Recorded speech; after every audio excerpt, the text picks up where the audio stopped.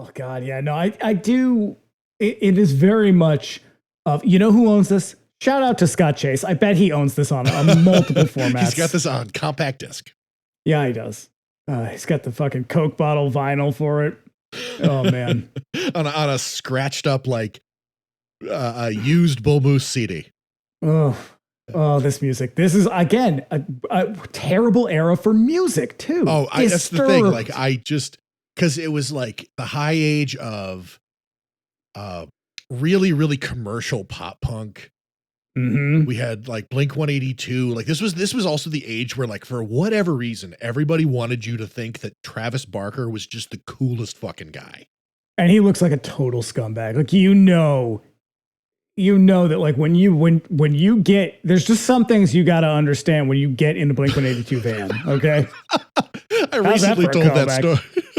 I recently told that story on the hardcore subreddit. Oh God. It's just, yeah, he has that vibe of like, this is the era of like, hey man, date rape's not rape. Okay. Like, you know, whatever. Right. All right. This movie was produced in Australia on the backlots of the Warner Brothers Movie World, which is a theme park in the style of Universal Studios. Well, until they burned it down. Until they literally burned it down with a candle. Yeah, well, that's why you don't take a candle to the theater. Yeah, don't bring a candle to your house of wax. Mm-mm. No. Nope. Yeah, also, now this is my favorite detail that I turned up. It is so strange. In 2012, Tim Burton told Yahoo Movies that one of his many unrealized projects was a musical adaptation of House of Wax starring Michael Jackson. Well, so they started something very much like that, where I think it was, maybe it wasn't Tim Burton. I can't remember who it was. There was like a Michael Jackson, another long form horror thing that never got finished. And I feel like Tim Burton might have been associated with it.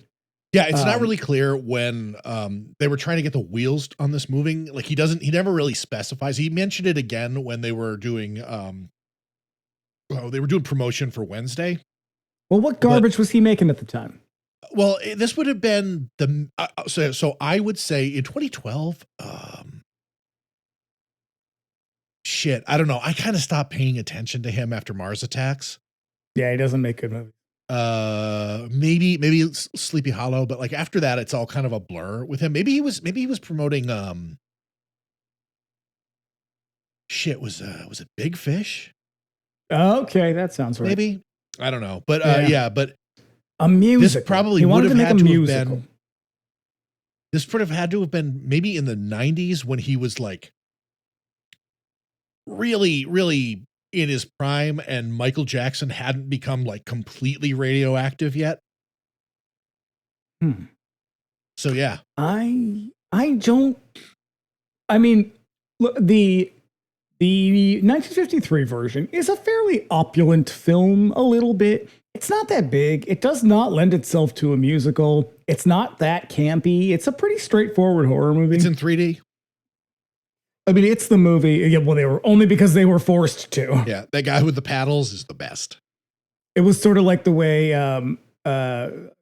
what's it? Dial M for Murder was in 3D. Yeah. And they were like, nope, you got to do it. And he was like, I'm going to give you one, and you're going to shut the fuck up after that. That's it. That's what you get. Oh, boy. Yeah. There was supposed to be a prequel, but because it did so badly, it was just quickly scrapped. Right. Right.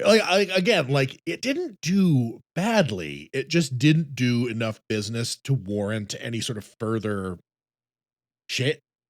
I mean, it was also it is a critical failure. Oh, not surprisingly. Sure. Let's hear about those critics. Oh, okay. Because they will speak to something that I have already spoken to. We're going to start with A.O. Scott of the New York Times. I'm sorry to say, no exquisite laundry here. What humor there is comes mainly at Miss Hilton's expense. The movie sends up her two most famous roles so far on the fish out of water reality show, The Simple Life, and in that notorious internet sex tape. A certain portion of the audience will no doubt buy tickets hoping to see her meet a gruesome end which is a little mean-spirited given that she seems, in this movie at least, to be a pretty good sport, if not exactly a good actress. It would be a little too scary if she were.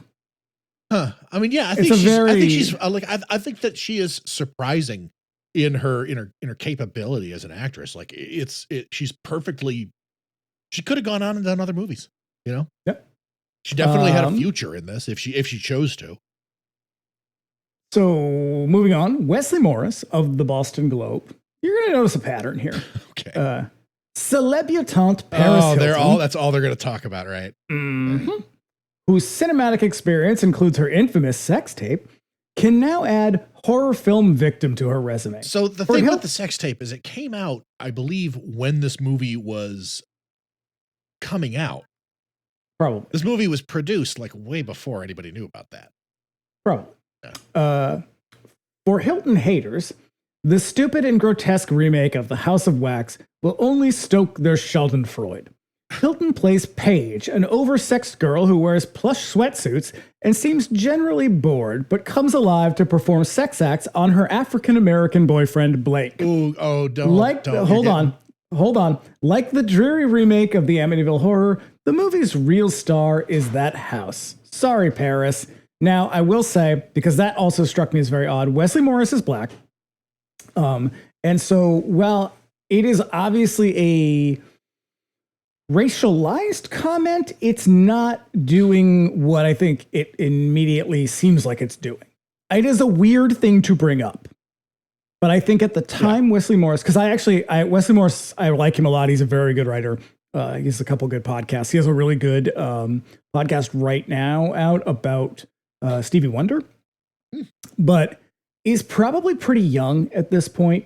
And so given the time, given who she is, given that her boyfriend is black, I'm sure there's a lot going on there with him that is not coming across in this interview, or in the review. But as soon as I saw that, I was like, wait, what?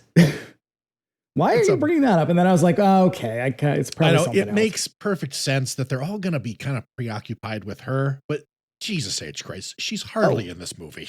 Oh, sure. Well, hold on, because we're going to keep this train rolling. Los Angeles Times. The new House of Wax is a dreary, predictable tale of hormone-driven young people who take a shortcut off a Louisiana highway only to find themselves potential figures in a backwater Madame Tussauds.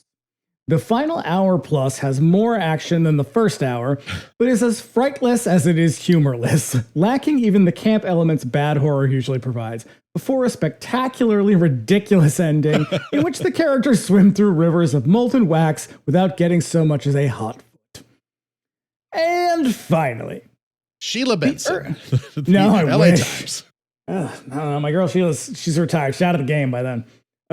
So finally, Roger Ebert, Chicago Sun-Times. The early reviewers have been harsh with Miss Hilton, but actually she is no better or worse than the typical dead post-teenager and does exactly what she is required to do in a movie like this, with all the skill, admittedly finite, that is required. House of Wax is not a good movie, but it is an efficient one and will deliver most of what anyone attending House of Wax could reasonably expect. I strongly disagree with that efficient comment. Assuming it would be unreasonable to expect very much. So Roger Ebert basically said what we just said. This is a movie where everyone's doing the bare minimum. Don't expect any more and you'll probably get out unscathed. Yeah. But the focus of all of this, so there's two things. One thing I want to get into in just a second, but obviously this is all oriented around Paris Hilton. So everybody knew what they were doing when they did this. Like, it's all about Paris Hilton. And you're right, she's not really in the movie that much. She is the least offensive of them all. Oh, 100%. She's the most likable of them all. And she's like, she's so kind of just there. Like, that's about it. So to constantly be like, oh, and also Paris Hilton's in this movie. And it's like, okay, what are all these fucking snide comments supposed to be implying? And that's what I mean about like the misogyny is like, this bitch is hardly in the fucking movie. And yet every time someone has an opportunity, they're like, how about this fucking slut, huh? And it's like, Jesus fucking Christ, she's just in a movie. And it makes me wonder, like, would I have been on that current if you just were? No, I'm in the time. Nowadays, I see her pop up and I'm just like, oh, it's Paris Hilton.